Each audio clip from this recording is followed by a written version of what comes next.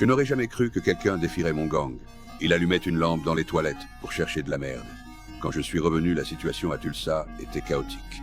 En raison de précédents conflits d'intérêts avec le gang de motards, il n'allait évidemment pas laisser passer ça. Le chef du gang de motards avait fait soudoyer 2 flics corrompus par ses sbires pour les aider à se venger de moi. Ce jour-là, mon chauffeur a soudainement été arrêté par la police corrompue alors qu'il conduisait. Ils ont fait une fouille illégale sans mandat, trouvé un motif d'accusation et l'ont jeté en prison. En refusant les toilettes, ils l'ont forcé à donner le code de son téléphone. Les policiers corrompus ont trouvé Bodhi dans ses contacts. Et naturellement, Bodhi a été ciblé et enlevé. Dès qu'on lui a retiré la cagoule, une dague a été pressée contre sa gorge.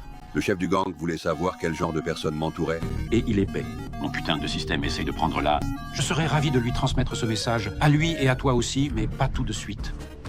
Les 2 flics corrompus ont escorté Voté jusqu'au bar de Mickey. Mickey était aussi un dur à cuire. Il a refusé de coopérer avec l'interrogatoire des flics corrompus et leur a dit de sortir de son bar. Tu crois qu'on va négocier? Toi, Dégage de mon établissement. excusez-moi, Tu veux avoir une putain de langue des signes? descendez. Entaillé, situé sur le territoire Cherokee, où vous n'avez absolument aucune autorité pour sortir vos gros culs de fromage blanc d'ici?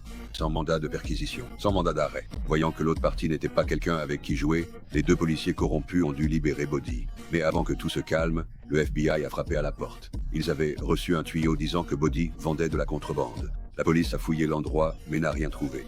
Cependant, ils ont fait une découverte inattendue.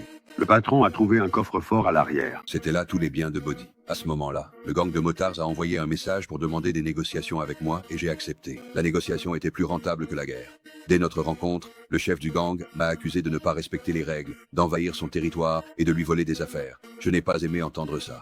On est tous des salauds ici, pourquoi tu peux vendre et pas moi? Le crime devait-il vraiment suivre la règle du premier arrivé, premier servi?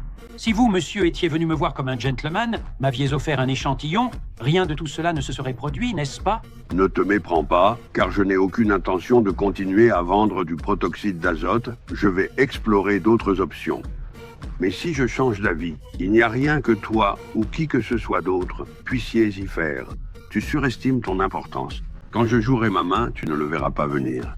En réalité, j'avais déjà prévu d'abandonner le business du protoxyde d'azote pour des profits aussi maigres. Aucune raison d'affronter les gangs locaux, mais je ne pouvais pas perdre la face.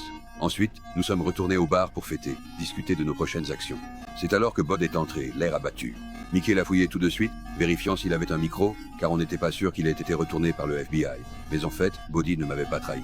Après avoir passé du temps ensemble, nous n'étions plus seulement partenaires, mais des frères ayant traversé les épreuves dans les bons et mauvais moments. Le FBI a saisi le coffre-fort et la marchandise de Bodhi.